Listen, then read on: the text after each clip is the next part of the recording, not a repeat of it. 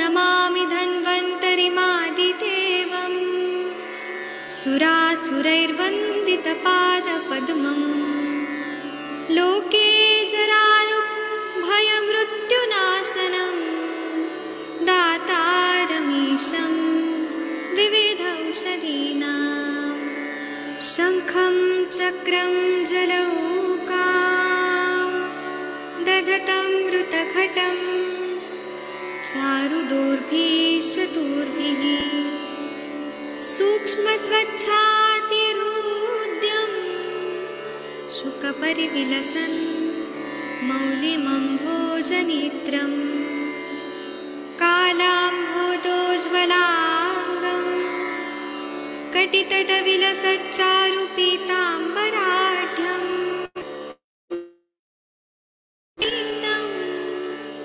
निखिलगदवन् प्रौढदावाग्निलीलं प्रौढदावाग्निलीलं प्रौढदावाग्निलीलम्।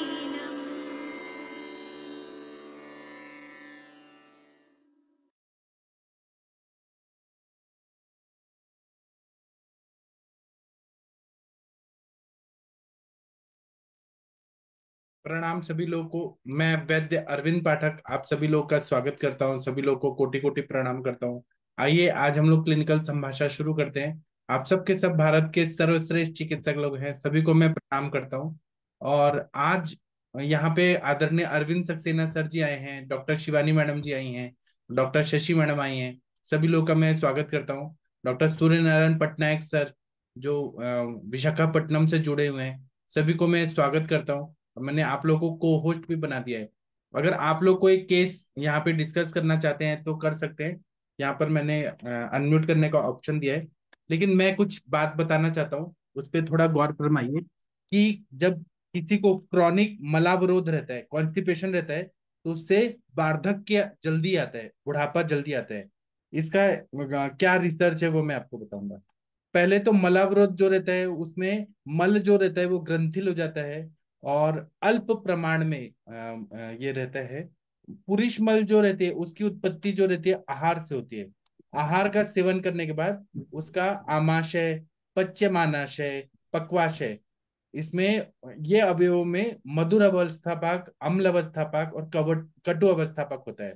इस काल में मधुर अवस्थापक से कफ बनता है, अम्ल अवस्थापक में पित्त बनता है और कटु अवस्थापक में वात। ये दोषों की उत्पत्ति भी होती है और दोषों का पोषण भी होता है। उत्तर पाक प्राकृत होने के लिए पूर्व पाक जो प्राकृत होना बहुत जरूरी है। उत्तर पाक मतलब अगर जैसे अम्ल अवस्था पाक है, उसके पहले मधुर अवस्था पाक जो है वह अच्छा होना जरूरी है। पूर्व पाक अच्छा होगा अन्न का, तभी उत्तर पाक जो है अम्ल अवस्था पाक अच्छा होगा। अम्ल अवस्था पाक अच्छा होगा अन्न का, तभी कटु अवस्था पाक अच्छा होगा। और पक्वाशय में अगर पक्वाशय में रहने वाला आहार है उसका क्लेदांश कम हो गया, तो जब ये होने लगता है, धीरे धीरे कम होने लगता है, एब्जॉर्प्शन होता है, तो मल को पिंडित स्वरूप प्राप्त होता है, जिसको कटोवस्था पाक में क्या बोला है, पक्वाशयम तु प्राप्तस्य शोष्यमाणस्य वहनिना परिपिंडित पक्वस्य वायु स्यात् कटु भावता। मतलब पक्वाशय में जब आहार रस जाता है तो वहां पे सार्कट विभाजन होते हुए जब जा रहे हैं, तो वहां पे शोष्यमाण अग्नि जो रहती है वहनी, उसका कार्य होता है और परिपिंडित रूप में मल को प्राप्त होता है और वहां पे कटु भावता, वो कटु भावता होती है और वायु का उत्पत्ति शुरू हो जाता है। यह पाक दीर्घ काल तक चालू रहता है और उसका परिणाम से द्रवांश का अधिक शोषण होके मल जो है वो शुष्क ग्रंथि रूप में होते रहता है। और आहार में द्रवांश मूलतः कम रहा तब भी यह अवस्था होगा ही होगा। और जब हम लोग देखते हैं कि लंघन हो गया या छर्दी हो गया, उल्टी हो गया, तो उसके बाद जो मलावरोध होता है लंघन होने के बाद या उल्टी होने के बाद, मतलब किसी ने 10 दिन तक खाना नहीं खाया, जैसे नवरात्रि में हो गया, तो किसी ने कुछ खाया नहीं या 2 दिन से खाया नहीं, लंघन हो गया या उल्टी हो गया बहुत ज्यादा, तो मलावरोध जो रहता है उसमें द्रवांश जो रहता है मूलतः कम हो जाता है शरीर का। तो या फिर आहार में मल पोषक अंश जो है, रफेज वगैरह जो है जो मल को पोषण करते हैं, वो कम रहे, तो उसके वजह से मल का प्रमाण अल्प हो जाता है। तो ये सब प्रक्रिया जो रहती है मल उत्पत्ति का, तो उन सब का हमें विचार करना जरूरी होता है। अन्न का जो सारकिट विभाजन जब होता है तो उसमें समान वायु, मल का निष्क्रमण करने वाला अपान वायु, और सभी शारीरिक क्रिया का नियंत्रण करने वाला हृदय में और पूरे शरीर में संचार करने वाला व्यान वायु, और इंद्रियों को धारण करने वाला प्राण वायु महत्वपूर्ण रहता है। पचन संबंधित अगर हम देखें तो गृहिणी में कौन है, तो गृहिणी में पाचक पित्त है, गृहिणी में पित्त धरा कला है, गृहिणी में जाठराग्नि है। तो जाठराग्नि किसके आश्रय में रहती है, तो पाचक पित्त। और गृहिणी कला है तो यह पित्त धरा कला से मज्जा, मज्जा भी उधर है। तो जो मज्जा है उसका स्नेहांश जो होता है वह मल, जो मल रूपी स्नेहांश है वो पक्वाशय को प्राप्त होता है। तो पूरी शाशय में मज्जा का मल स्नेह रहता है, वो एक प्राकृत रूप में रहना चाहिए। अगर वह स्नेह कम हो गया तो फिर कॉन्स्टिपेशन का तकलीफ हो जाता है। और फिर लोग क्या करते हैं कि कायम चूर्ण या त्रिफला या फिर निशोत्तर चूर्ण या ऐसे बहुत सारे चूर्ण उरण लेने लगते हैं पेट साफ होने के लिए, लेकिन उससे और स्नेहांश की कमी होती है और कॉन्स्टिपेशन बढ़ते जाता है। इसलिए हम लोग चिकित्सा में बस्ती का प्रयोग करते हैं कि वो स्नेहांश की पुनः प्राप्ति हो जाए। उसी तरह से पक्वाशय मध्यस्थम पित्तम अन्नपानम पचती विवेचयति, मतलब पक्वाशय में जो पित्त है वो अन्नपान को पचाता है, विवेचन करता है, और दोष, रस, मूत्र, पुरुष, इन सब से बनाता है। मतलब वो अलग अलग विवेचन करता है कि दोष कहाँ है, रस कहाँ है, मूत्र पुरुष किस तरह से विवेचन करता है। समानो अग्नि समीपस्थ कोष्ठे चरति सर्वथा, अन्नम गृहणाति पचति विवेचयति मुंचति।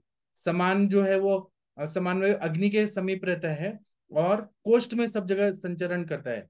अन्न का ग्रहण करना, पचन करना, विवेचन करना और मुंचन करना ये कार्य करता है। अपान वायु क्या करता है, अपानो अपानगः श्रोणी बस्ती मेड्रुरु गोचरः मल निष्क्रमण क्रिया, मतलब वह श्रोणी में, बस्ती में, मेड्र में, उरु में, गोचर वहां घूमते रहता है और मल निष्क्रमण क्रिया करता है।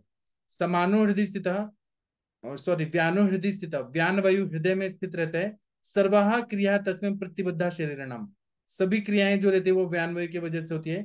और प्राण वायु के बारे में क्या बोला है, प्राणो अत्र मूर्धगा, प्राण मूर्धा में रहता है। हृदयेन्द्रिय चित्त दृक्, हृदय इंद्रियों और चित्त को धारण करता है। और तो फिर इस तरह से हमें विचार करना चाहिए, एक एक वायु को विचार करना चाहिए। मैं अभी और बताऊंगा कि जो वार्धक्य अवस्था और मलावरोध, लेकिन मैं चाहता हूं कि आप लोग भी कुछ थोड़ा बोलिए। आदरणीय अरविंद सक्सेना सर जी, आप कुछ बोलना चाहेंगे? हाँ सर, बहुत बढ़िया से आपने बताया। देखिए, अब हम लोग देखिए ये सोच के चलिए कि जो पुरुष का स्नेह है वो मज्जा का स्नेह है। करेक्ट। अगर पुरुष में स्नेह है, मतलब पुरुष में अगर वो ग्रंथिल नहीं है, तो इसका मतलब आपकी मज्जा पुष्ट है, इसका मतलब आपकी वात व्याधि नहीं है, इसका मतलब आपका अस्थि धरा कला मध्य धरा कला पुष्ट है। इसका मतलब अगर आपका मोशन साफ हो रहा है, पुरुष का स्नेह प्रॉपर वे में है, तो फिर आपको वात व्याधि की तरफ आपको बहुत क्षीण वात व्याधि है। अगर पुरुष का स्नेह कम हो जाता है मीन्स वात बढ़ रही है, मीन्स आपका मज्जा धरा कला विकृत हो रही है, मीन्स अस्थि धरा कला विकृत हो रही है, मीन्स आपको वात व्याधि ने वो स्थान संचय कर लिया है। इधर जो है वृक्क को अमाशय स्नेह है, वृक्क को पुष्टि, तो वृक्क है वृक्क बपोमन है, वो अमाशय को स्नेह पुष्ट करते हैं। मतलब अगर अमाशय डिस्टर्ब है, स्नेह नहीं है, तो इसका मतलब आपका वृक्क दूषित हो रहे हैं। मतलब आपका अगर हमारे में प्रॉपर इसलिए नहीं है, तो आप किडनी पेशेंट की तरफ, किडनी डिजीज की तरफ जाते हैं। मतलब आप एक मूत्रवात संस्थान की विकृति का ये घोतक है कि आपको एक लक्षण भी आता है कि जो है आपको अगर वो जो क्या आपका जब छौंक लगता है तो आपको छड़ भी लगती है, वो भी अमाशय से संबंधित। मतलब आपका अमाशय में स्नेह नहीं है, इधर आपका पुरुष का स्नेह नहीं है, मतलब साफ से विभाजित अब हो रहा है। लेकिन कई बार होता है, अब देखिए कई बीमारियों को भी बोला गया है कि कहीं कई बार तार्किक विभाजन अच्छा होता है, मतलब तब आप ठीक है। अगर पित्त ज्यादा बन रहा है तो वो आपकी जो है संतर्पण जो बीमारियां जिसमें आपका कट गया था, जिसमें आपका पुरुष का क्लेश, मतलब क्लेश के रूप में, पुरुष के रूप में, मन के रूप में ज्यादा होता है। मतलब अवश्य, मतलब पुरुष के लिए ये भी बोला गया अवश्यम पुरुष, मतलब शरीर का अवश्यम भी करना है और एनर्जी का भी धारण करना है, शरीर को भी धारण करना है। अगर आपका शरीर में पुरुष या मल नहीं रहेंगे तो आप उसकी शक्ति, मतलब इवन राजस्मा वगैरह में उसकी शक्ति के बल पे, मतलब के बल पे शरीर चलता है। और क्लीनिंग के लिए ऐसी राजस्मा वाले पेशेंट का बहुत ज्यादा शोधन इसीलिए नहीं किया जाता कि अगर आपने मन को ही साफ कर दिया, जो आप जो केवल उसकी अग्नि है या उसकी वजह से सही धारण है, वो भी विकृत हो जाता है। तो और बाकी वायु का तो हर एक वायु का अलग अलग स्थान के रूप में उन्होंने बोला है। अपानो अपान छोड़ी बत्ती मेरु गोचर मूत्र शक्ल गर्भ निष्कामन। मतलब मूत्र का भी, शक्कर मल का भी, वो जो आपको उसका, और गर्भ का भी, और शुक्र का भी, आल्फा का भी, ये सब निष्कामन किससे हो रहा है? वो अपान से ही कर रहा है। और वही जो है, अगर अब इसी में आप देखिए ग्रहण दृष्टि कैसे हो रही है। अपान दृष्टि, अपान अगर समान पे अवरत हो रही है तो ग्रहण दृष्टि जा रही है, क्योंकि समान कोष्ठे चरती सर्वदा, कोष्ठ के पास है, मतलब अग्नि के समीप होता है। कोष्ठे चरती सर्वदा, अग्नि समीप, कोष्ठे चरती सर्वदा, अन्नम ग्रहणति पाचति विवेचति मुंजति। मतलब आपकी अग्नि दृष्टि हो रही है, मतलब आपकी ग्रहण दृष्टि हो रही है। कैसे हो रही है? क्योंकि आपका पेट साफ नहीं था, क्योंकि आपका मल ग्रंथि था, क्योंकि आपकी मज्जा दृष्टि थी, इसकी वजह से उस अपान ने समान को आवृत कर लिया। यदि अगर छर्दी हो रही है या साफ हो रही है तो समान, वो प्राण आवृत समान या प्राण आवृत उदान में भी ये सब चीजें आती हैं, जिसमें आपका छर्दी भी आता है, चमक श्वास भी होता है, और बहुत सारी बीमारियां, मतलब आपका एक एक जो प्राण जैसे बोला गया, प्राण का जो है आपका मूर्धो ओरा, मूर्धो ओरा कंठेरचा, मूर्धो ओरा, जैसे ना उदाहरण के लिए नाभि ओरा कंठेरचा मूर्ध, मूर्ध में बोला गया प्राण। तो वो पूरी सारी क्रिया मतलब आपका ऑक्सीजन जो आती है नाभस्थ प्राण पावना, जो ऑक्सीजन है वो पादु विष्णु पदामृतम बाहर की तरफ निकल रही है। हृदय हृदय को छूते हुए वो सांस, मतलब आप इंटरनल एक्सपायरेशन कर रहे हैं, इंस्पायरेशन कर रहे हैं, तो वो जो एक्सपायरेशन हो रहा है वो हृदय को छूते हुए बाहर जा रहा है। और बाहर से ऑक्सीजन लेके पादु विष्णु पदामृतम ऑक्सीजन लेते हुए आपका इंटरनल की तरफ आ रहा है। और वो क्रिया आपके सुचारू रूप से चल रही है। और उदाहरण के लिए बोला गया नाभि उदय कंठस्थ वाक प्रवृत्ति प्रयत्न ऊर्जा बल वर्ण आदि कर्म से, मतलब आपका बोलने की शक्ति, प्रयत्न, आप जो है आप एक्सरसाइज कर रहे हो, आप जो भी आप कुछ काम कर रहे हो, प्रयत्न ऊर्जा, आपके शरीर की ऊर्जा है। बल, आपका शरीर का बल, आपका वर्ण मतलब आपका शरीर का रंग, अगर आपका रंग दूषित हो रहा है तो इसका मतलब आप उदान आपकी विकृत हो रही है। मतलब आपको वर्ण गण पे काम करना है, मतलब आपको अपने त्वचा को निखारने के लिए काम करना है। वो रक्त शोधक चीजें जैसे फाइबर मजिस्टा आदि वगैरह, वो आपका प्राण उदान पे काम कर रही है, मतलब आपका शरीर का पुष्टि भी हो रही है। और वो जो वर्ण वर्ण वाली जो चीजें हैं उसकी वजह से आपका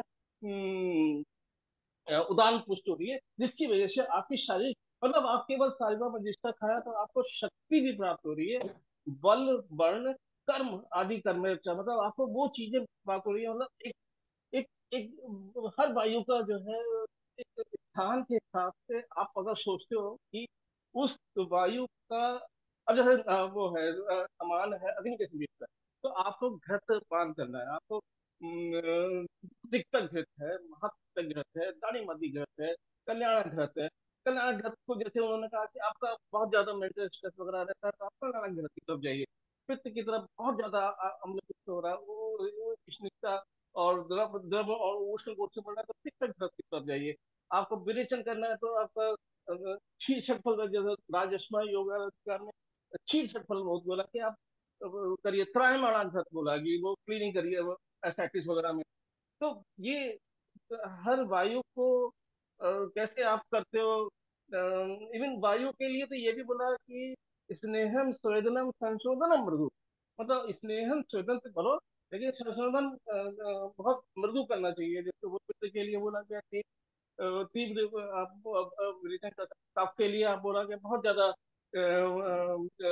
तीव्र संशोधन, तीव्र संशोधन बोला गया। श्लेष्मणा विधिनो तो तीव्र वमन देशनम, श्लेष्मणा के लिए बोला गया कि आप तीव्र वमन देशन करो। इस तरह से आप दोष को पकड़िए, वायु को पकड़िए, चित्त को पकड़िए, उस आशय को पकड़िए। आशय के उसमें कौन सा दोष आया है, उस आशय का दोष कौन सा है, उस आशय के साथ में कौन से जो है वो आपका औषधियाँ रहती हैं या पेड़ पत्तियाँ रहती हैं, या मतलब उस चीज को सोचते हुए बहुत चीजें सोचनी पड़ती है सर। Right sir. जी सर, बहुत अच्छा बताया आपने sir. Proud of you sir, आपने कितना बेसिक बेसिक चीजें बताई, बहुत अच्छा लगा। तो आदरणीय डॉक्टर शिवानी मैडम, आप कुछ बोलना चाहेंगी? आपको कुछ भी बोलना है, कुछ भी बोलिए, आयुर्वेद का बेसिक। डॉक्टर शिवानी मैडम, कुछ बोलिए हाँ, आप। नमस्ते सर। जी नमस्ते। अ, ये जो बहुत अच्छी चर्चा चल रही है, पूरा रिवाइज हो गया। और ये जो आप कह रहे हैं कि आपने जो पहला प्रश्न उठाया कि मल विबंध अगर हो जाए या मलावष्टंभ रहे तो आयु के ऊपर उसका परिणाम होता है। तो ये बहुत सही बात है, और इसके लिए हमें थोड़ा सा मॉडर्न का अगर विचार करेंगे तो उसमें हमारा गट ब्रेन एक्सिस रहता है।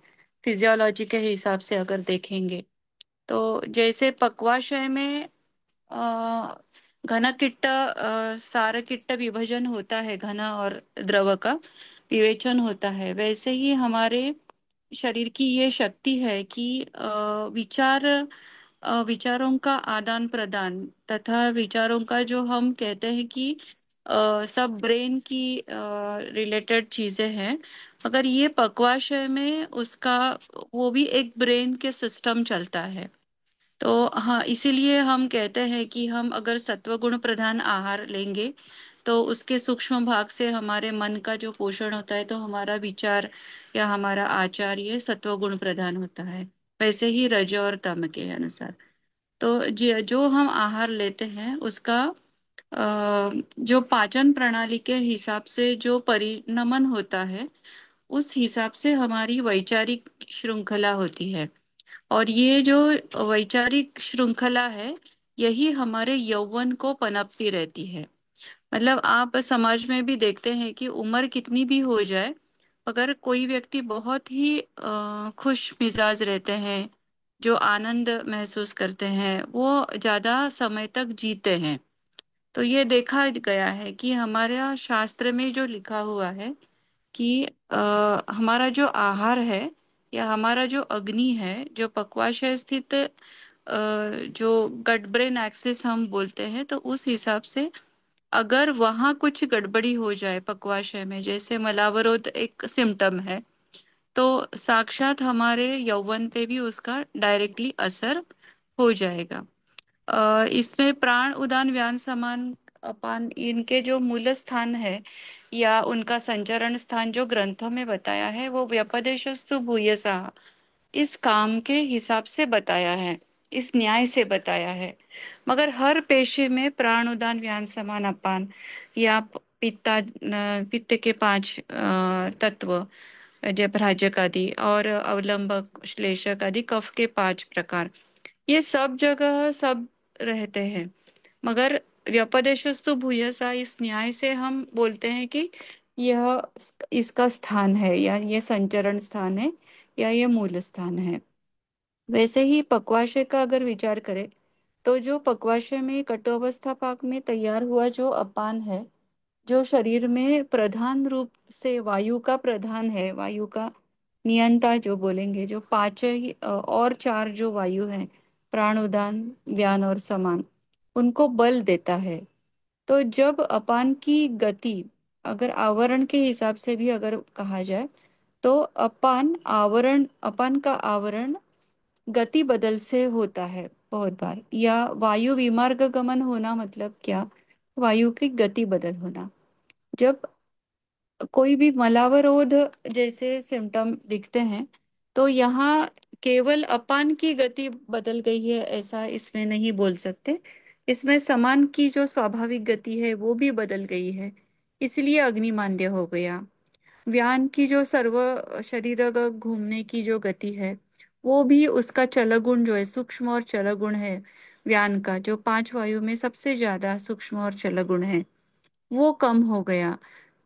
उदान का जो बलवर्णक स्मृति क्रिया, यह जो कर्म है जिस वजह से है, जो सूक्ष्म गुण से है, जो शरीर के चल गुण से है, वो कम हो गया। तो इस हिसाब से पांचों वायुओं का गुणों का उत्कर्ष या अपकर्ष मलावरोध सिम्टम को दिखाता है।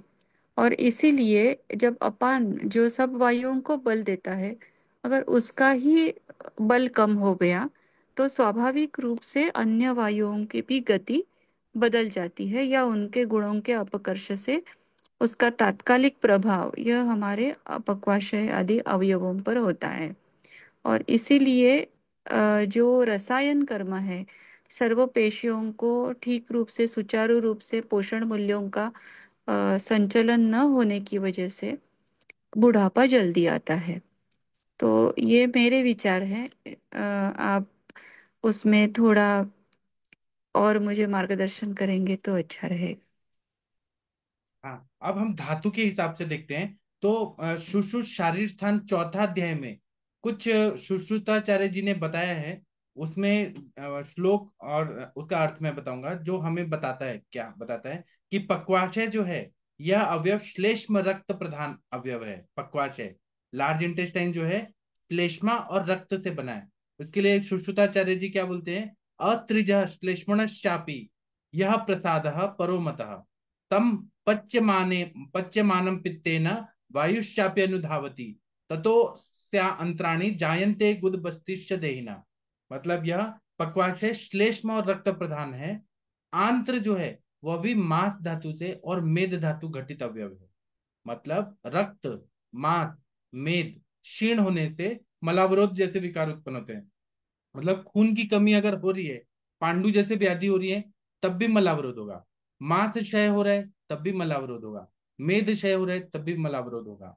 ये हमें, तो हमें चिकित्सा करते समय, मलावरोध की चिकित्सा करते समय सुश्रुत का ये जो सूत्र है इसको ध्यान में रखते हुए रक्त को बढ़ाने वाली चिकित्सा भी देनी चाहिए, मांस को बढ़ाने वाली भी देनी है, और मेद को बढ़ाने वाली भी चिकित्सा देनी है। इसी तरह से जब मल का विचार करते हैं, केवल और केवल मल का विचार, तो पुरुष के साथ में जब आहार और किट मतलब आहार रस और किट, सार भाग और किट का जब विभाजन होता है, तो उसको ध्यान में रखते हुए कभी शोथ व्याधि हो गया, अतिसार व्याधि हो गया, जलोदर व्याधि हो गया, तो जहां पे क्लेद विकृति होती है, शोथ हो गया तो पूरे बॉडी में क्लेद क्लेद क्लेद हो गया, अतिसार है तो क्लेद निकल रहा है शरीर से, जलोदर हो गया तो क्लेद क्लेद संचय हो गया। तो इसमें मलावरोध हो सकता है, शोथ में भी हो सकता है, अतिसार में भी हो सकता है, जलोदर में भी हो सकता है। और पुरुष व स्त्रोतस जो है उसका मूल स्थान क्या है, तो पक्वाशय है। पुरुष वाहनम स्त्रोतसाम पक्वाशयो मूलम स्थूल गुदम च, चरक विमान पांचवा अध्याय स्त्रोतो विमान्य में बोला है। उसी तरह से सुश्रुत शारीर फोर्थ अध्याय में क्या बोला है कि पक्वाशय में पुरुष धरा कला है और उसका कार्य केवल और केवल मल निर्मिति का है।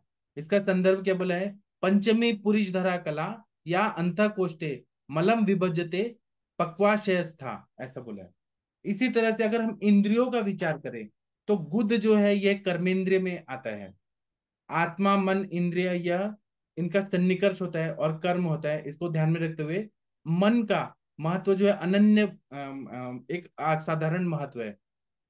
जब विमनस्का होते हैं, मतलब मन जो बिगड़ जाता है, विमनस्कता और मनोवैचित्य, मन एक जगह नहीं रहे, स्थिर नहीं है, तब मलावरोध का हमेशा कंप्लेंट आता है हमारे पास। या फिर मतलब कोई डिप्रेशन में है, मन व्याकुल है, व्यथित है, मन मतलब बहुत ज्यादा डिस्टर्ब्ड है, तब कॉन्स्टिपेशन हो जाता है।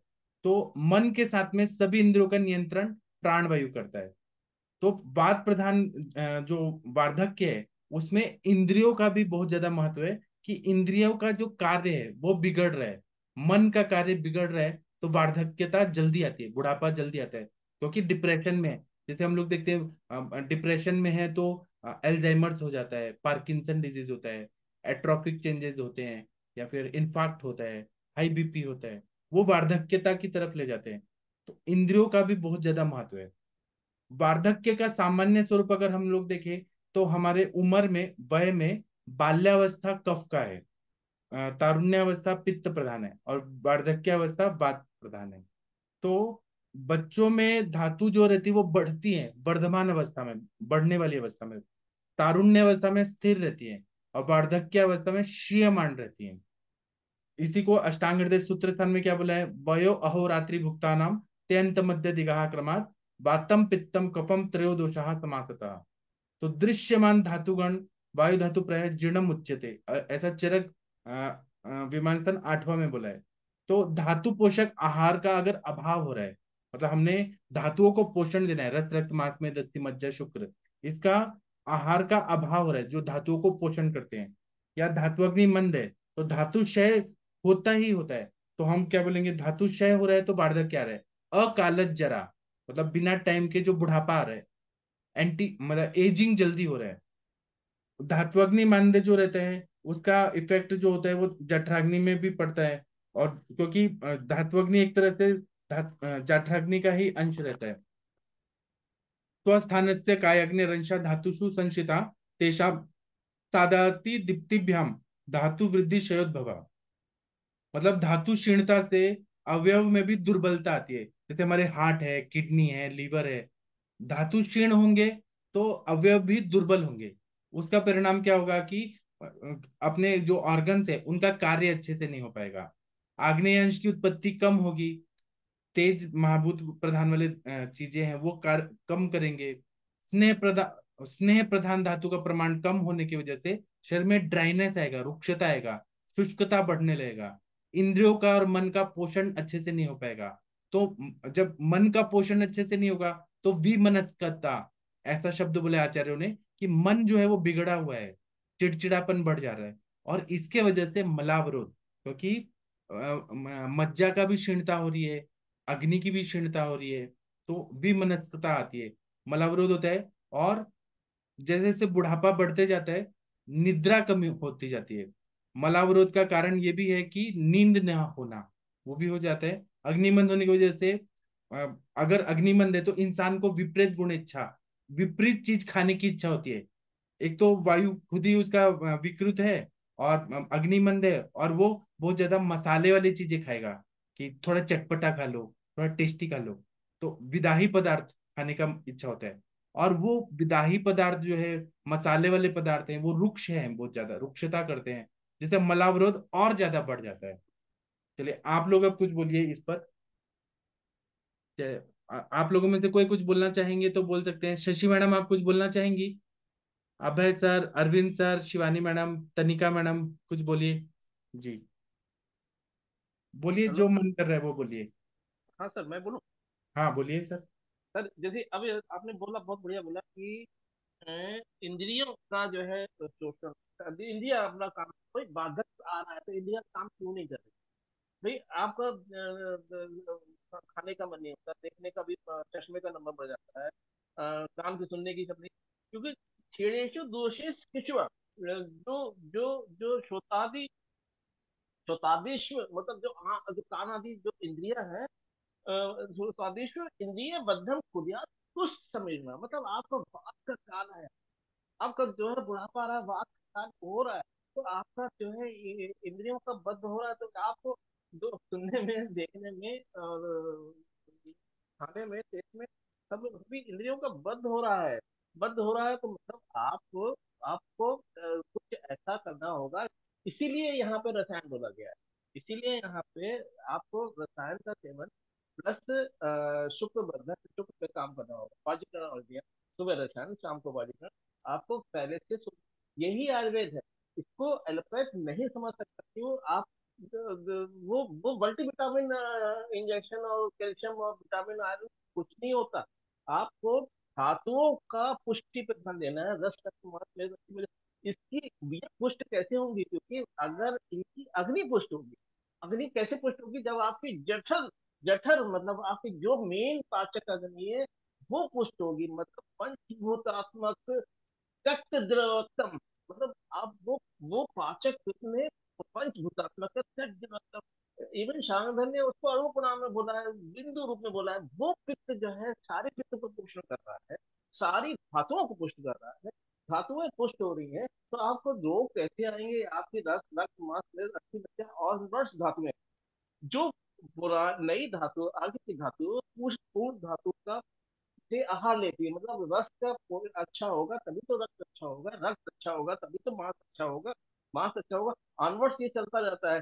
अब वहां पे संप्राप्ति कहाँ उतरती है? जब आपका खाना पीना डिस्टर्ब होता है, आपका मेद वृद्धि हो रही है। क्यों वृद्धि वृद्धि हो रही है? मेद वृद्धि लगातार, क्योंकि मेद बढ़ता जा रहा है, आपका वो आगे का मेद के बाद अगर मेद बढ़ रहा है तो अस्थि मज्जा नहीं बढ़ रहा है, इसीलिए लॉस ऑफ लिबिडो हो जा रहा है, ओबेसिटी हो जा रही है, स्पिट ग्रीवो उधर लंबदनम, मतलब बैकवर्ड ने तो इतना बढ़िया बोला है, स्पिट ग्रीवो उधर लंबदनम, लटकते रहते हैं, आपका पूरा मांस का लोथड़े लटकते रहते हैं, स्पिट ग्रीवो उधर, और वही जब रिवर्स होता है मांस ग्रीवो उधर शुष्कता बोला गया है। मतलब आप समझ नहीं पाते हो, कैसे समझ नहीं पाते हो, पेशेंट नहीं समझ पाता, वो खाने पे लगा रहता है, पाचक अग्नि नहीं है, अब बात का अनुलोमन नहीं हो रहा है, सार के प्रवचन नहीं हो रहा है, मल साफ नहीं हो रहा है, फिर भी खाने पे लगे हुए, वो समझ नहीं पाते। तो इसीलिए कुपितर नाम ही दोषा नाम शरीर परिदापता यत्र संगे हवे गुण व्याधि तत्र रोग जाए थे, वहां पर जाके व्याधि इकट्ठा हो जाती है। और वो अगर आयुर्वेदिक चिकित्सा के साथ में है तो वो एक सिस्टम पे काम नहीं करता, वो सारी समूल पे वो दोष को भी देखेगा, धातुओं को भी देखेगा, और तार्किक विज्ञान को देखेगा। एलोपैथिक में क्या है, आपको एक multivitamin, neurologic, analgesic, antibiotic, antibiotic, वो ट्रीटमेंट है? नहीं ट्रीटमेंट है। हम लोग ज्वर में कहते हैं कि भैया 7 दिन, 10 दिन, 15 दिन, मतलब आपको बात का देखना है, पित्त का देखना है, कफ का देखना है, कैसे लंघनम स्वेदनम कालो ये बाबू इसको रसा, मतलब आपको लंघन करना है, वही तो भैया, जब आपकी अग्नि नहीं प्रतिष्ठित है, अग्नि का ही नहीं है तो सार के अतिसार, अतिसारी हो तो क्यों न रहा, क्यों? क्योंकि अग्नि प्रतिष्ठित नहीं है, इसीलिए भैया मूत्र और श्वेत से जो है मल लेके, वो लेके पानी लेके वो पेशाब वो निकाल देता है मोशन से, वो अतिसारियों तो हो गए, आप रोक दे रहे हो नॉपलास कीजिए ओजर से। अरे जब शरीर खुद ही निकाल रहा है, अच्छा से निकाल रहा है, शरीर आपसे खुद ही शोधन कर रहा है, तो आप क्यों रोक रहे हो? वमन हो रहा है, छठी हो रही है, तुरंत परिणाम डोमिनेटर नहीं, भाई जरूरत ही नहीं है, जब आपका शरीर निकाल ही रहा है उसको, क्योंकि वो अमाशय शब्द है, छर्दी जो उस समय अमाशय शब्द है, वो वहां से वो दोष ऊपर से सबसे नियरेस्ट ना, और निकलेगा अपने आप ही, संबंध हो जाएगा, फिर आप उसको रोक ही रहो। हम लोगों को अपने वैद्यों को जो है, हम लोग को अपने नहीं व्यवस्था चिकित्सा विभाग होता है, तो सोचते हैं कि नहीं हम दर्द कैसे ठीक करेंगे। अरे भैया इसमें संशोधन, संशोधन मजदूर बोला है ना, हर एक चीज की चिकित्सा बोली है, तो वो करो। करो तो चिकित्सा पे विश्वास करो, शास्त्रों पे विश्वास करो, और अपने आप पर विश्वास करो, तब आप चिकित्सा करो। ज्ञान बुद्धि विवेचन योगा विशिष्ट योग आत्मस्थ अंतरात्मा ना तो रोगी चिकित्सा। अरे करो ना तो करो, करोगे जूझोगे लड़ोगे तब जीतोगे। Okay sir. जी। आदरणीय शिवानी मैडम, आप कुछ बोलना चाहती हैं तो बोलिए, बहुत मजा आ रहा है सुनने में सबको। शिवानी मैडम जी, डॉक्टर शिवानी मैडम, कुछ बोलना चाहती हैं, बोलिए प्लीज, नहीं तो मैं बताऊंगा। चलिए मैं बताता हूँ। जब मलावरोध रहता है, हमने अभी देख लिया कि वार्धक्यता होती है, धातु क्षीणता होता है, अकाल वार्धक्यता होती है, एजिंग होने लगता है। तो मलावरोध को एकदम रिसर्च करके देखा जाए, कॉन्स्टिपेशन होता है तो क्या क्या होता है, तो उद्गार बहुत आता है, फिर मतलब ऐसे ढकार बहुत आती है, उद्गार, हुरलास होता है, मतलब नौशिया फील होता है, शिरा शूल होता है, सर दर्द होता है। अब ये लॉन्ग लास्टिंग भी हो सकता है, या एक दिन भी, एक हफ्ते भी, 3 हफ्ते भी, 4 हफ्ते भी, सालों साल भी हो सकता है।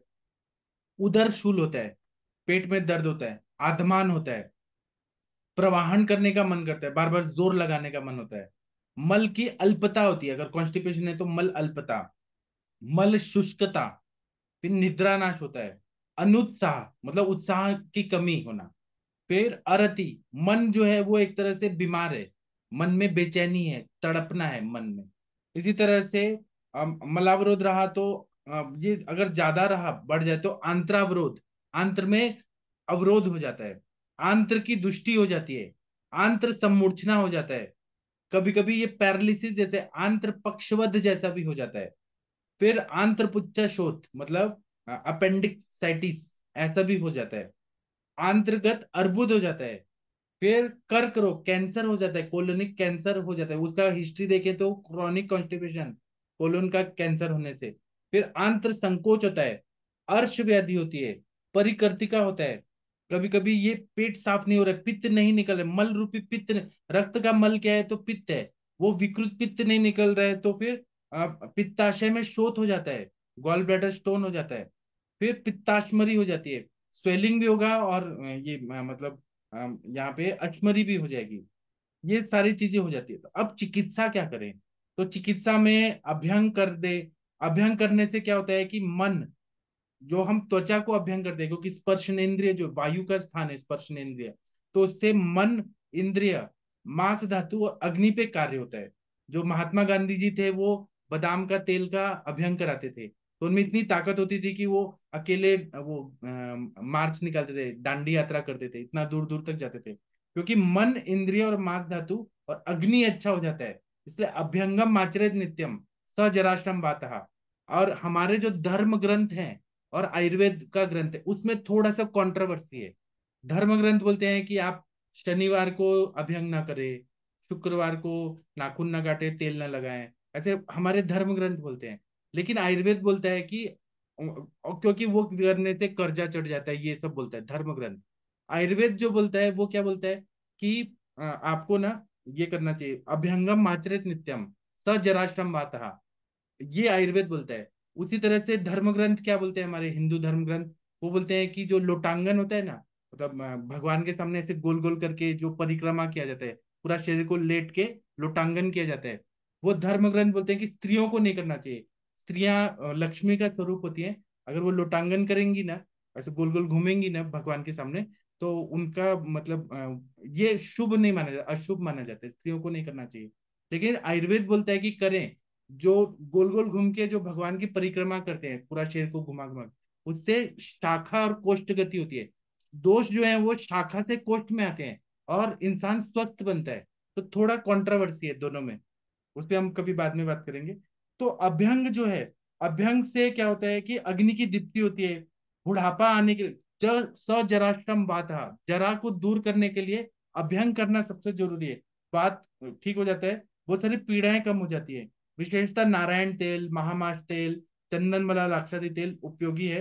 ऐसा बोले, अभ्यंगम आचरण नित्यम सजराश्रम बातः दृष्ट प्रसाद पुष्ट्यायु स्वप्न सुतक तो त्वक दाढ़र्यकृत।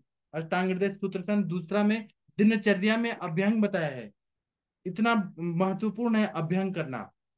उसी तरह से धातु क्षीणता अगर हो गई है तो अग्नि मानदेय तो रहता है, तो उसमें अग्नि को बढ़ा के धातु वृद्धि करना, इंद्रिय और मन का तर्पण करना, वात और पित्त का शमन करने के लिए, घृतपान करने के लिए हमारे आचार्यों ने बोला है। तो स्निग्ध गुण से जो मल की रुक्षता है, ग्रथिलता है, वह कम हो जाता है, मल निष्क्रमण होना अच्छा हो जाता है। और मज्जा का मल जो है वो स्नेह है, मज्जा को भी पुष्टि मिलती है। मज्जा कहाँ बैठा है? मस्तिष्क में तो बैठा ही है, लेकिन मज्जा ग्रहणी कला मतलब पित्त धरा कला में भी बैठा है, वहां पर भी स्नेहन होने से अग्नि प्रदीप्त होता है। और मज्जा का मल, मल भी जो है वो प्राकृतिक रूप से बनना चाहिए। और मज्जा का मल क्या है? पुरुषाशय में है। तो इसीलिए घृतपान सबसे अच्छा रहता है। तो इसमें रुग्ण का बल और अग्नि को देख के हमें 10 से 50 मिलीलीटर तक, ml तक हमें घृतपान कराना चाहिए। क्योंकि जो घृत है वो क्या बोला है? शस्तम बाल वृद्ध वात पित्त शोच अपहत्य स्नेहनम उत्तमम शीतम वैसा स्थापनम परम घृतम। मतलब आयु की स्थापना, वय स्थापन में घृत को बोला है। और बच्चों के लिए, वृद्धों के लिए शस्त बोला है। वात पित्त शोष, इन सब के लिए सबसे अच्छा बोला है। और घी जो है वो शीत है और संस्कारानुवर्तनीय है, मतलब वो संस्कार का अनुवर्तन करता है, इतना बढ़िया है। व्याधि कर्षित तु मंदाग्नि घृत अग्निदीपनम। व्याधि से कोई कर्षित व्यक्ति है उसके लिए, और मंद अग्नि है, तो दीपन पाचन करके वह घृत है वो सबसे श्रेष्ठ अग्नि दीपन करता है। और वृद्धा स्नेहाद्या, अष्टांग हृदय में सूत्र स्थान में 16वां में बोला है कि वृद्धों को स्नेहपान कराने से वो अच्छे हो जाते हैं, उनका आयु की स्थापना हो जाती है, वार्धक्य नहीं आता है, यापना हो जाता है। इसलिए इसी तरह से विरेचन कर्म कराना चाहिए। व्यवहार में विरेचन अनुलोमक औषधियों का बार बार उपयोग किया जाता है, और उसके लिए प्रायः रुक्ष औषधियां दी जाती हैं। मल वेग को एक प्रकार से जबरदस्ती निकालने का काम, उदीरण करने, वेगान न धारित न उदीरियत, वेगों को न धारण करना है ना उदीरण करना है। तो वेग अवरोध जैसे ही व्याधि का एक कारण है वेगों का उदीरण, जबरदस्ती निकालना। तो विरेचक औषधियां जो रहती हैं वह घृतपान करा के वो अगर दे दिया जाए महीने में एक बार या 7 दिन में एक बार, तो वह भी वार्धक्य को रोक देता है। तो इसीलिए सौम्य दें। तो गंधर्व हृत दें, एरंड तेल दें। यह बहुत अच्छा उपयोगी है कि कॉन्स्टिपेशन से वो दूर रखता है। एरंड तेल देने से कभी भी ऐसा नहीं होगा कि आदत पड़ जाएगी या फिर पेशेंट की बॉडी में रुक्षता बढ़ेगी। इसलिए गंधर्व हरित की भी अच्छा है, रसायन है, और गंधर्व हरित की वो देना सबसे अच्छा है। इस तरह से बस्ती चिकित्सा तो सबसे उपयोगी है मलावरोध और वार्धक्य को रोकने के लिए। पक्वाशय वायु का मूल स्थान है, वहां पुरुष धरा कला है। वार्धक्य अवस्था में वार्धक्य अच्छा ज्यादा बढ़ जाता है, इसलिए बस्ती सबसे अच्छा है। अनुवासन निरूह जो है वेदसायत अल्टरनेट डेज देके मलावरोध के मल शोधन के लिए और पक्वाशय को बल देने के लिए बस्ती चिकित्सा सबसे श्रेष्ठ चिकित्सा है। स्थानम वातस्य तत्रापि पक्वाधानम विशेषता, मतलब सभी स्थानों में पक्वाशय जो है वो मूल स्थान है। वातोल्बणेषु दोषेषु वातवा बस्ति रिष्यते। वातोल्बण सारे दोषों में बस्ती चिकित्सा सबसे उपयोगी रहता है। तेन साधित मलग्रहण, उसका उपयोग मल कॉन्स्टिपेशन जो है मलग्रह है उसमें सबसे उपयोगी रहता है। तो बस्ती के लिए तिल तेल, नारायण तेल, सहचर तेल, दशमूल सिद्ध तेल, सैंधव डाल के 100 से 200 ml अग्नि के हिसाब से, कोष्ठ के हिसाब से, प्रकृति के हिसाब से हमें बस्ती देना चाहिए। और उसी तरह से मांस धातु को बल देना है। मतलब पक्वाशय जिससे बना है मांस और मेद से, रक्त और श्लेष्मा से बना है, उसको बल देने वाले अश्वगंधा, शतावरी, बला, यष्टि मधु जैसे द्रव्यों से सिद्ध किया हुआ दूध अग्नि की अवस्था देख के देना चाहिए। और मासरस, जो लोग नॉनवेज खाते हैं उसका प्रयोग, मासरस का प्रयोग करें।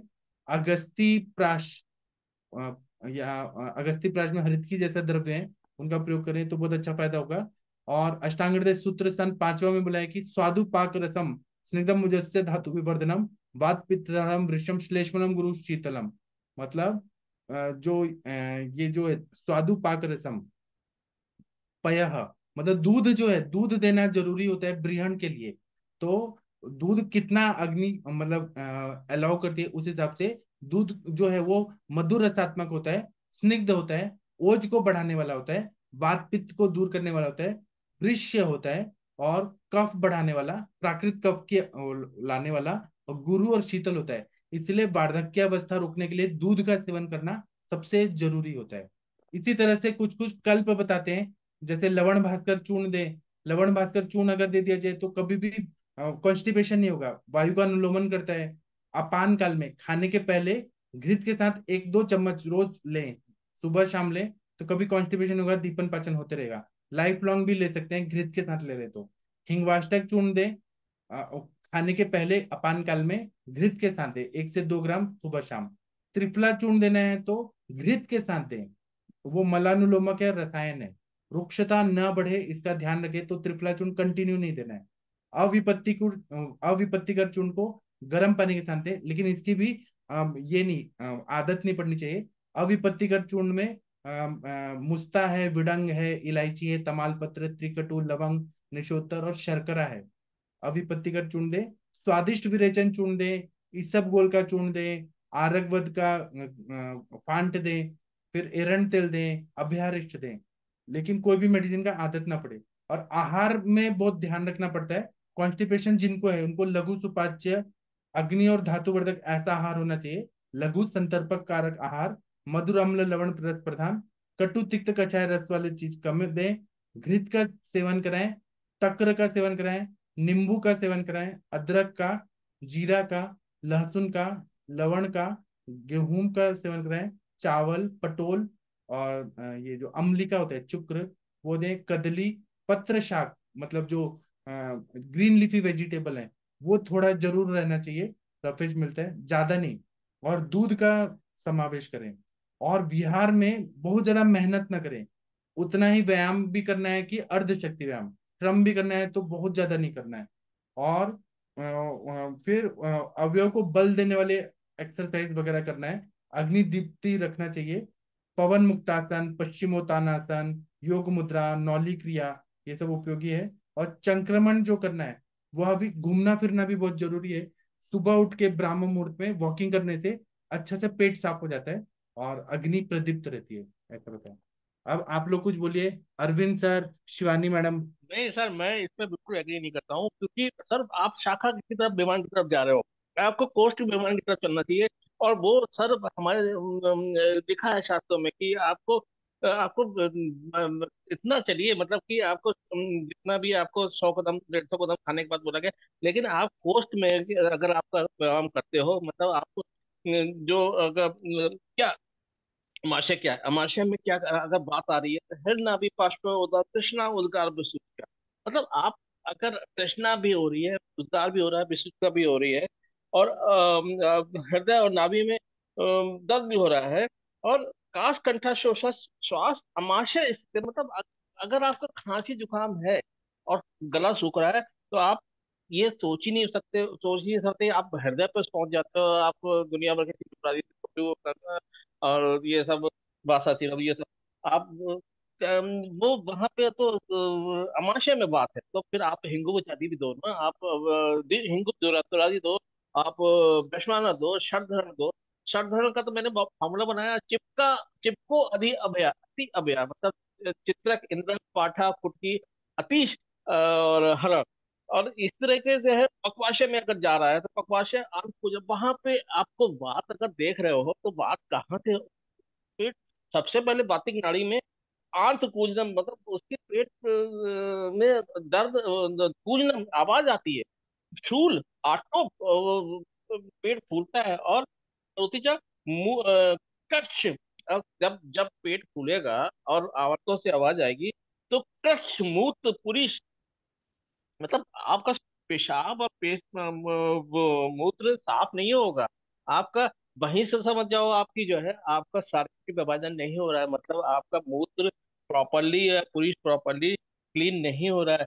तो फिर क्या होगा, अनासिक प्रेदना, मतलब आपका पेट साफ नहीं होगा, तो फिर नल साफ नहीं होगा, पान का लूमन नहीं होगा, तो क्या होगा, त्रिक वेदना, त्रिक, कमर के में जो है दर्द होगा, तब फिर आप सिकाई कर लेते हो, फिर आप सिकाई कर लेते हो, आप क्यों नहीं यहाँ पगवाशे पे काम करते हो, अरिहंत तेल ले लो, रासना सप्तक ले लो, रासना पंचक ले लो, क्यों नहीं करते हो तो वो वहां पे ये सोच पे काम करना है, मतलब पान पे काम करना है, मतलब आप मूत्र शक्ल गर्भ निष्क्रमण किया, ये शुक्र आर्तव, सब पे काम कर रहा है, तो आपका शुक्र भी तो डिस्टर्ब हो रहा है, आप ये नहीं सोच पा रहे हो, शुक्र भी तो डिस्टर्ब हो रहा है, आर्तव, तो लोगों की लेडीज को मैसेज नहीं होते हैं प्रॉपर, जिसमें ये होता है पेनफुल ब्लीडिंग होती है, तो वो जबकि जो है आर्तव की 90 जितनी भी रज रज पुष्ट कर रहा है उसको, आर्तव को रज कहाँ से आ रहा है, अमाशय से आ रहा है, अमाशय से ही स्टार्टिंग है, इसके मतलब अमाशय से स्टार्टिंग है, इसीलिए तो रज ने आर्तव को दृष्टि किया, इसीलिए तो मैसेज नहीं हुआ, इसीलिए तो डिस्मेनोरिया हो रहा है। डिस्मेनोरिया कहाँ हो रहा है, अपान के क्षेत्र में हो रहा है, बस्ती दे दो ना, बस्ती दे दो, आप शिकायत कर लो, आप हिंगू बचाती दे दो,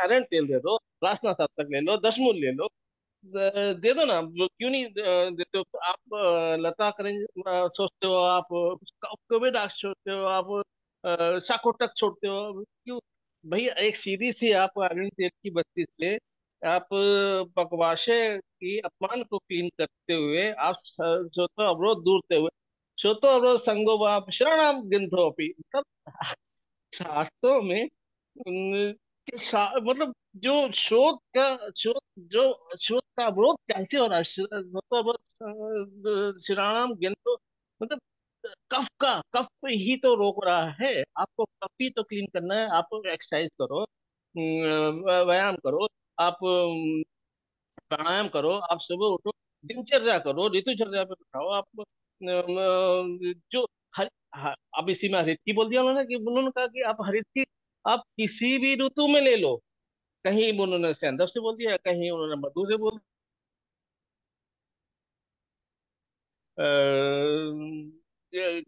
शर्करा से बोल दिया, और फिर उन्होंने कहा कि नहीं, अब लास्ट में अगर आपका अमाशय से अमाशय है, पक्वाशय है, पक्वाशय में जा रहा है, तो आप लवण भास्कर जोड़ो, जैसे अभी पाठस्तर बोल रहे हैं, लेकिन कर्पदिका भी जोड़ दो ना साथ में, क्योंकि कर्पदिका के वो पहचान बिल्कुल वैसे ही है जैसे ही रेक्टम की है, तो अलव भास्कर और कर्पदिका जोड़ दो। इधर आप पेट में आपको लग रहा है कि अपचन हो रहा है, तो हिंगवाष्टक जोड़ दो, और अभ्यंतर जोड़ दो, शोधन करना है कि वो क्षार जोड़ दो, या स्वादिष्ट रेचन जोड़ कर दो, तो थोड़ा सा अपने आप निकल, बढ़ती लगा दो, स्वेदन कर दो, स्नेहन कर दो, थोड़ा सा क्या कहते हैं,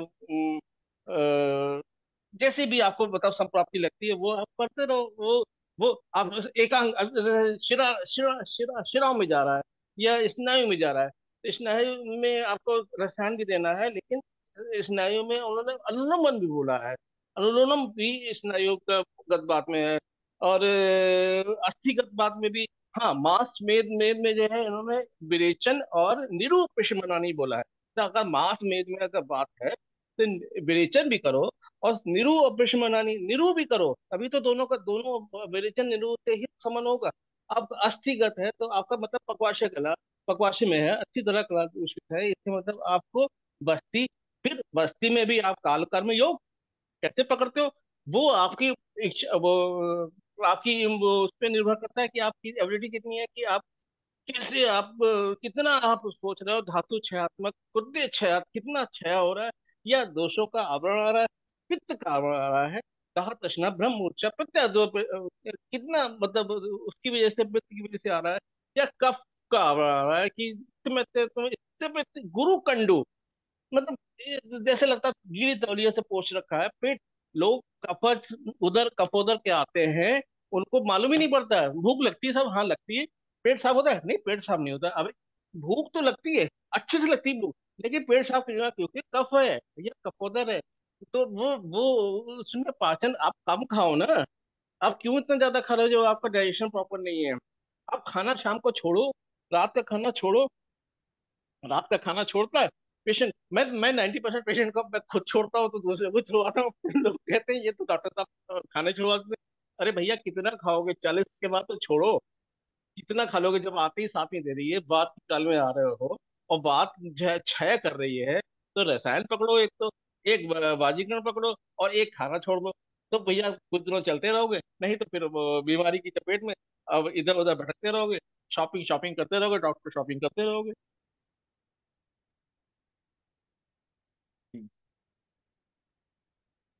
बहुत अच्छा बोला सर, आपका म्यूट हो गया। आपका बात करते करते म्यूट हो जाता है। शिवानी मैडम जी, आप कुछ बोलना चाहेंगी या कोई और कुछ बोलना चाहते हैं तो बोल सकते हैं। हाँ, डॉक्टर मनीषा मैडम आ गई हैं। मनीषा मैडम, आप वो शिवानी मैडम जी ने आपको हेल्प किया था ना, शिवानी मैडम आई हैं। मनीषा मैडम, हाँ, मनीषा सिंह मैडम जी, वो आपके पेशेंट कैसे हैं, शिवानी मैडम को बताइए। हाँ जी सर, प्रणाम प्रणाम। कल प्लेटफॉर्म पे लाए थे, प्रणाम मैम। शिवानी मैडम हैं जी, बताइए बताइए। अ, अभी तो ठीक है, वो जो नीरू बस्ती दिए थे सर, उससे उनको बहुत अच्छा फायदा मिला। और बोल रहे हैं कि इस बस्ती से मुझे काफी बेनिफिट है, सो इस अभियान के लिए मैंने वन साइड मेडिसिन चेंज कर दी हूँ। और बम्बू जो कोपले होती हैं उनकी भी मिला करके बच्चा के साथ खोटो आदि और रसनादि के साथ लेपन भी कर रही हूँ। और साथ में जो औषधियाँ हैं वो वातसामक और संज्ञा स्थापक ये सारी चीजें, और ब्रेन में जो कफ का क्लेद है उसको निकालने के लिए भी औषधियाँ चल रही हैं, नस से प्रॉपर चल रहा है। ठीक है सर, वो अभी मतलब ग्रेजुअली धीरे धीरे धीरे धीरे अच्छी स्थिति आ रही है उनकी। जी। अब सडनली तो नहीं होगा कि आज ही हमने एक हफ्ते हुआ थेरेपी देते और बिल्कुल वो ठीक हो जाए। साल 6 महीने उनका चलेगा, तीसरे कोर्स में काफी आराम आ जाएगा उनको। जी। ठीक है मैम, थैंक यू मैम। तो अभी बाकी किसी को कुछ बोलना है तो बोल सकते हैं। मैम नहीं आपने बोल, संजय साबन बोला, इंदिरा गांधी क्या दे रही है, किसका दे रही है, कुटकी वगैरह दे रही है या गूगल वगैरह, क्या मतलब जो आप मनीषा लेप लगा रहे हो। पहले तो आक्षेप के लिए उसको नस से भी चला रही हूँ सर, बचादी के साथ नस से चला रही हूँ, बच्चा चला रही हूँ, बीच में ब्राह्मणी चला रही हूँ, क्षीर वाला एक से एक चला रही हूँ ऐसे। और साथ में जैसे बच्चा जटामांसी ब्राह्मणी शंखपुष्पी अश्वगंधा इसके साथ भी चला रही हूँ योग, उसका क्षीर पाक करा करके भी दे रही हूँ। और अब षष्ठी साली का भी मैं प्रयोजन कर रही हूँ, और उसके लिए बस्ती भी चला रही हूँ सर। बस्ती में भी मैं थोड़ा वचा चूर्ण और इसका प्रयोग कर रही हूँ मैं, थोड़ा बला सुगंधादि, चंदन बला लाक्षादि, गंधर्वस्तादि। और जैसे कल आपने बताया कि साथ में थोड़ा और स्निग्ध करके उनको चलाना है, तो वो भी जेल कैप्सूल के रूप में मैं चला रही हूँ मैं। और बाकी जो कंटिन्यू चल रहा है बीपीपी का, और सुजित वगैरह जो शिलाजीत के साथ में है कॉम्बिनेशन, वो भी चला रही हूँ सर। गंध तेलम का जैसे आप बोले अप्लाई करने के लिए उनको, तो फिर वो भी मैंने चला दिया है बस्ती में बीच बीच में, और जेल कैप्सूल भी दे रही हूँ उनको। जी। नहीं, और आप कर ले बहुत जाओगे अच्छे से, मैम। आप बहुत कर अच्छे ले से जाओगे मैडम। प्रॉपरली, मैं सर बहुत अच्छे से प्रॉपरली चल रहा है। और लगभग एलोपैथिक मेडिसिन छूट गया सर उनका, 300 400 से शुगर कम होता ही नहीं था। इंसुलिन का पेशेंट, और वो सडनली धीरे धीरे धीरे 1 सप्ताह में उनका छूटने के बाद, और शुगर भी 130 140 ऐसे ही आ रहा है। अच्छा चल रहा है। और बीपी भी 151, कभी कभी हाईएस्ट जैसे बहुत मूवमेंट उनका होता है तो 160, और ऐसे 103 105 या 96 ऐसे चल रहा है। बीपी सब कुछ अंडर कंट्रोल है। बट सर उनको स्वेटिंग बहुत आती है, तो मैंने आज उद्वर्तन भी कराया उनका, सारी बात चंदन लोद्र और इसके साथ अमल की चूर्ण ये सब मिला करके, तो उद्वर्तन भी कराई मैं। नहीं, इसमें तो आप घृत दे रहे हो आप, अगर पित्त का ऊपर में आ रहा है, क्योंकि उसको श्वेत तो नहीं है, मतलब उसका श्वेत तो नहीं है, मतलब उसका मेद तो नहीं है, तो आपको उसमें घृत दे रहे हो, ओरली घृत दे रहे हो नहीं? हाँ सर, हाँ सर, घृत चल रहा है ना, ब्राह्मणी घृत चल रहा है उनको। ब्रह्म रसायन भी चल रहा है इसमें ब्रह्म मुहूर्त में। नहीं, रसायन वो तो अलग हो गया, आपको तिक्त घृत, दाढ़ी माती घृत, ये सब जोड़ दीजिए। तो ये बस्ती में ही दे रही हूँ सर। और बाकी हाँ खाने के जी। लिए, खाने के लिए गौघृत उनको नींबू बचादी चूर्ण के साथ 10 से 20 ml भोजन से पूर्व उसको भी चला रही, कि वायु का थोड़ा सा वो होता रहे, शमन होता रहे, अनुलोमन भी होता रहे। तो अभी हम्म। मोशन भी बोल रहे हैं कि बहुत अच्छा जा रहा है, और स्वेटिंग का उनका है, अभी उसमें है। क्योंकि पहले भी, जब बीमारी से पहले भी उनको स्वेट बहुत आता था, बहुत ये ज्यादा। पित्त की और वजह से श्वेत श्वेत श्वेत जो है पित्त है, मतलब इसके मतलब डायबिटिक में पित्त, पित्त प्रमेह की तरफ मतलब था, मतलब इसके मतलब पित्त की जो है उसकी कहीं ना कहीं उसका प्रकोप कर रहा है, पित्त इसमें धरा आपको कला श्वेत। पर, हाँ जी, हाँ जी, जी जी हाँ, जी। पित्त धरा कला, वायु इसकी और वजह से अस्थि पित्त धरा धरा। कला, इसकी तरह जी मज्जा धरा कला, इसकी वजह से जी वाइब्रेशन। आप समझ रहे हैं ना, ये बिल्कुल बिल्कुल जी। चैनल बिल्कुल बनता जा रहा है, आप एक्सपर्ट हो मैम, आप कर हाँ लोगे। सर, हाँ सर, तो इसीलिए घृत को, स्नेह को मैंने अच्छी प्राथमिकता दी है। और बल्कि जैसे आप बीच में घृत जो है आप मैं तो कहूंगा आप फीडिंग में करो, मतलब सुबह भी तो, खाने के पहले भी तो, खाने के बाद भी तो अच्छी मात्रा में घृत दो, क्योंकि घृत से हाँ अच्छा जी, कुछ नहीं है। घृत पित्त अनिला हरम, घृत पित्त जी। अनिला हरम, शुक्र ओज साहितम, शुक्र भी करेगा, ओज मतलब मज्जा पे काम करेगा, ओज भी बढ़ाएगा, इसके मतलब रिजर्मिनेट करेगा, शुक्र मतलब रिजर्मिनेशन, जी मतलब सर, वो आपका। 20 20 ml है, तो उसको और बढ़ा दूं सर? यस मैम, आप बढ़ाइए, आप दो कर दीजिए, एक आप पंचक दे दो, एक कुछ। हाँ, आप ब्रह्म रसायन दो, अष्ट अष्ट मंगल घृत आता है, और एक अष्ट, एक और घृत आता है वो शतावरी, मैम। शतावरी भी अच्छा काम करेगा सर, नहीं, पित्त के। शताब्दी तो आंतों में जाता है। अब ये एक और आता है, मैं अस्त भूल रहा हूँ। मंगल पे भी शायद मुश्किल है। दाढ़ी मादी उसके लिए दीपन पाचन भी करेगा, ये भी है। और अरे बालों में जो होता है ना, बालों की बालें भी बढ़ते हैं, उसमें क्या कौन सा होता है, घृत बड़ा सा होता है, बड़ा पैकिंग होती है, मैं भूल रहा हूँ, मैं आपको ग्रुप में डाल दूंगा, वो आप जोड़ सकते हो। अष्ट अमृत प्राश घृत भी है, प्लस अमृत प्राश घृत, प्लस एक अच्छा, और घृत, अमृत वो प्राश, अमृत। अमृत प्राश। नहीं, जी शताब्दी तो आंखों में जाता है, अमृत प्राश घृत जोड़ दो आप कुछ समय के लिए। जी। अमृत प्राश भी जो है 2 2 घंटे पे, मतलब दो दो चम्मच, 3 4 बार, 3 4 बार दे दीजिए, मतलब ये पेशेंट सीवियर मेदो मेदो और अस्थि, और मतलब आप अस्थि तरह, मतलब ये मज्जा तरह कला, मतलब गहनी दृष्टि, मतलब मज्जा दुष्ट है, मतलब अस्थि दुष्ट है, इसके मतलब ब्रेन में एट्रोफी है, इसीलिए जी राइट साइड जी में जी। इसके है, इसके मतलब लेफ्ट साइड लेफ्ट एट्रोफी है। में, लेफ्ट में है सर, लेफ्ट में मतलब है। इसका मतलब लेफ्ट साइड, इसीलिए तो 80 तरह मज्जा तरह क्लब विकसित है, इसीलिए तो इसमें स्वेदन और संशोधन मृदु बोला गया, इसीलिए तो आपको बोला गया शिरोधारा करो, शिरोभंग करो, नस्य करो, जी। आप कर रहे हो मैम, आप कर ले जाओगे मैम। नहीं चला सर, काय सेक भी कराया आज मैंने, आज पिडिंची भी कराई उसको, और कल षष्ठी शाली का भी किया है मैंने, कि पिडिंची के बाद और षष्ठी शाली शक्तिशाली में कराऊंगी। आप शुगर देखते रहना, अगर आपका शुगर नॉर्मल रहता है तो शक्तिशाली को दिक्कत नहीं है, तो आप हाँ सुबह, बस हाँ इतना तो सुबह आम अभी पाचन हो ही गया होगा, तो पिंडी हो को गया, हो पाचन गया करने है की सर, जरूरत हो नहीं है। गया है, हो हाँ, तो गया है वैसे। शक्तिशाली चल सकता है। जी जी, उसका भी बस मेरे को यही लग रहा था कि अभी ये धारा और स्नेहन धारा स्वेदन और, पिचिल, बिल्कुल धारा पिचिल हाँ कराई, धारा स्वेद, हाँ और ये, बल्कि हाँ आप परिषेक बोला गया, और इसके बाद आप वो उद्वेष्टन, उद्वेष्टन बोला गया। आपका एक थोड़ा सा कुट्टम चुकादी बांध के कपड़ी बांधो, वो पट्टी जी। बांधो, हाँ हाँ। कुट्टम चुकादी करके लेप करके जी अब पट्टी जी। बांधो, वो बोला गया, हाँ जी। उद्वेष्टन बोला गया। मतलब गजब का रिस्पॉन्स आएगा मैम।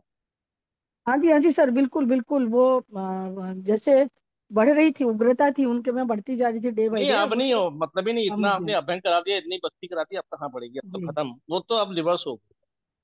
जी। तो वो पेशेंट बोल भी नहीं पा रहे थे, वो उन लोगों ने इतना, उनको इतना सेटिस्फेक्शन मिला उनकी फैमिली को कि बोलने लगे आज तो अपना पैंट वैंट पहन के 2-3 दिन से शूज का लेस क्रेडिट बांध रहे हैं। Credit goes to you ma'am, आपका क्रेडिट पूरा आप पे जा रहा है मैम। बहुत बड़ी बात है नहीं, मैम। सर आप सबका कंटिन्यू मैम, आशीर्वाद है कंटिन्यू मैम। मतलब। तो मेरी कोशिश है कि ये पेशेंट ठीक होना चाहिए, और ये अपने लिए लाइलाज रोगी है, ये ठीक होना चाहिए। पूरी कोशिश है मैम सर। अब ये लोग बिल्कुल। कंटिन्यू बने रहें तब 3 महीने 6 महीने ऐसे। रुकेगा तो फिर वो ठीक भी नहीं होगा कहीं, अगर जाएगा तो। हाँ, फिर तो कभी इतना नहीं रुका होगा। रहा जी। फिर कहीं ठीक नहीं होगा। नहीं नहीं, कितना नहीं जाएंगे, मल्टीविटामिन उनके घर लगवा में ले। सब लिटरेट हैं, मेडिकल लाइन में ही है सब लगभग, तो वो तो नहीं जाने वाले, वो करा के ही उनको, हमसे ज्यादा उनको फैथ है, वो ठीक होंगे ही ऐसा। तो श्योर सर, करने हंड्रेड में फिर परसेंट अच्छा लगता है। जी सर। आप ठीक कर थैंक दोगे मैम। जी जी, thank you so much sir, आपका थैंक और यू। सभी का। बहुत अच्छा, मैडम का भी। पाठक सर तो हर केस को ही बोलते ले लो। आप ये मैम वो, हाँ, उसके लिए वो अजवाइन, वो दे रहे हो आप, मांसाहारी कषाय दे रहे हो या कुछ अजवाइन वगैरह चल जोड़ा? रहा, हाँ जी हाँ जी, मांसाहारी चला रही मांसाहारी हूँ। दिया? और हाँ जी, मांसाहारी कषायम दी हूँ, और एस्टिकोट दी हूँ साथ में, और सर्पगंधा दी गुलिका है, बहुत 125 mg की है, तो उसको चला रही हूँ। उससे उनका बीपी अच्छा कंट्रोल हो गया, और बीपी की मेडिसिन भी उन्होंने छोड़ रखी है सर। Good good. जी सर। रुद्राक्ष। ठीक है मैम, ओके। जी, thank you sir, thank you so much.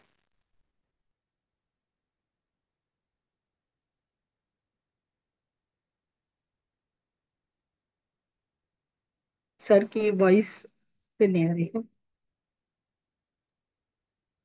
Sir लगता है